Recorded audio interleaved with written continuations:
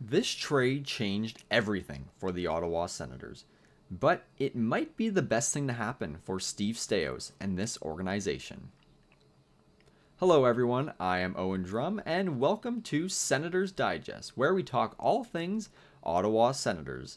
Today I'll be revisiting the big trade that happened over the offseason, my thoughts on the trade and the situation that went along with it, and also how the Senators should move forward. What trade exactly am I talking about? Well, that would be Brady Tkachuk going to the Florida Panthers. Yes, on June 21st, it was announced that Tkachuk was being traded to Florida in exchange for the 9th overall pick and the 25th overall pick in this past draft, a 2027 second round pick, and a 2029 conditional first round pick. Obviously, the 9th overall pick was traded to San Jose in exchange for William Eklund. So they did get a player in the end out of it, not in the initial deal, but they were able to get Eklund in the end. Bit of backstory that went with this trade, if you're not aware. Tkachuk did request a trade out of Ottawa. He gave Steve Staios 3 teams to negotiate with, which were the Minnesota Wild, the Carolina Hurricanes, and, of course, the Florida Panthers. And what's the connection with the Panthers? Well, obviously his brother Matthew Tkachuk is a big star down there, especially in the 2 years that they won the Stanley Cup. There's a lot of videos of Brady celebrating with the Panthers when they did win their 2 cups, so I'm sure there's a little bit of chit-chatter with management and coaching regarding a possibility of him being moved there. But Tkachuk, he played 8 seasons with the Senators, was a truly good player for them. He was captain for the past 5 years, and he was one of their most dangerous offensive threats. Last year, a bit of a down year, 59 points, 22 goals, and 37 assists. If we take a look at more of his career statistics, he has a career high 37 goals in 2023-24 and 83 points in 2022 and 2023. So yes, the on-ice impact, Brady will be missed a lot on the top line. He was an offensive threat. He'd score a lot of goals. He had a big body in front of the net, get a lot of rebounds, would tip in the puck. Very physical player, which the rest of the team really fed off, was his physical energy, and they became a very physical team, the Senators, the past couple of years. The one area that will not be missed, however, are the amount of penalties that he takes. He's always been known for taking a lot of careless penalties and getting into a lot of scraps as well. A lot of fights, especially earlier in his career. It's eased down a little bit. I believe he had a talk with coaching and management about getting in the fight and getting in all those fights, especially when he got the captaincy. But he still took a lot of fights in times that weren't exactly ideal, and it costed the Senators. They didn't have the strongest penalty kill, as we all know, especially last season. For a long time, it was near the bottom of the league. So that part of the game won't be missed. His offensive stats will be, but last year it didn't seem like he was that dangerous offensively. He was injured for the first little bit of the season, but even as he kept getting more in shape, and even after the Olympic break, it never seemed like he was completely on his game. And Steve Staios also noticed this.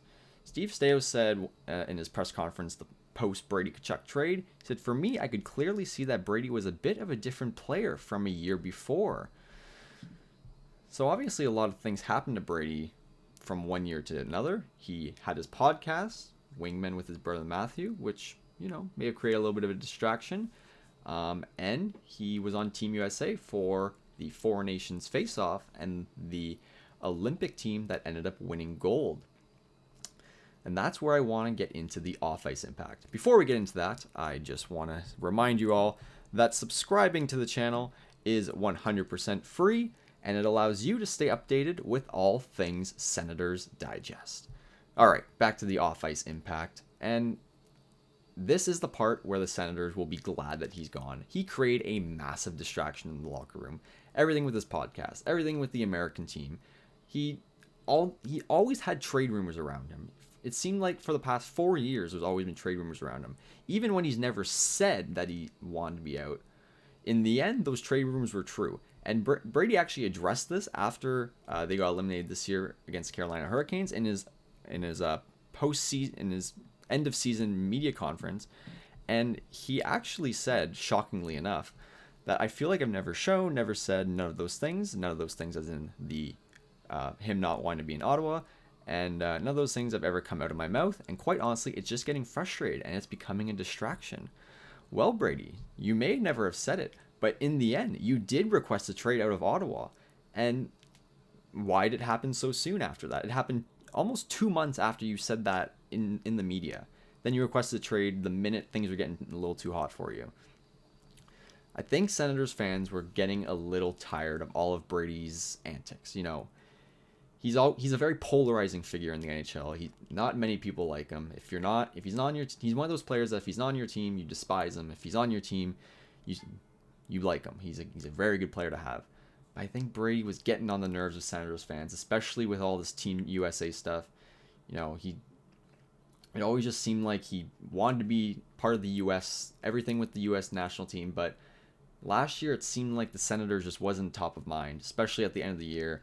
When he came back from the Olympic break, he never got in a groove, and it just didn't seem like he was there mentally. He wasn't in it for the team.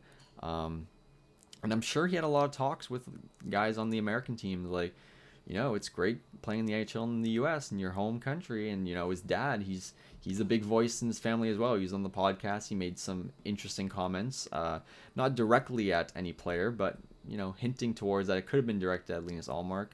So just everything around this guy is a massive distraction. And I think the Senators players will be glad that that distraction is out of the room. Again, nothing's been said by anyone. But there are a lot of rumors that the players were getting absolutely disgusted and annoyed with all these distractions and media distractions that had to go around with Brady, because they were getting asked about everything too. Everything when Keith Tkachuk said those comments on Wingman, like I said about goalies not playing every single night, every player on the team was getting asked about it, and it's like that's not their problem. They just want to go out there and try and win a cup. And when you have all this noise around the team in the locker room, it gets really hard to focus on the task in hand. So him not being there will just create a little bit more of a sense of ease in the locker room. They can now just focus on the game, improve their skills, and hopefully try and get to that next step and get to the Stanley and in a pursuit for the Stanley Cup. But obviously there's still some work to do. There still is a bit of a hole in their top six. As I show the forward lines here, yes, like I said, they acquired William Eklund of the San Jose Sharks in exchange for that 9th overall pick that they got in the Tkachuk trade. However, I still feel like they need one more piece, especially on that right side. Claude Giroux on the second line, I just don't like. He's 38 years old. He's not as fast as he used to be. He's just not the same player.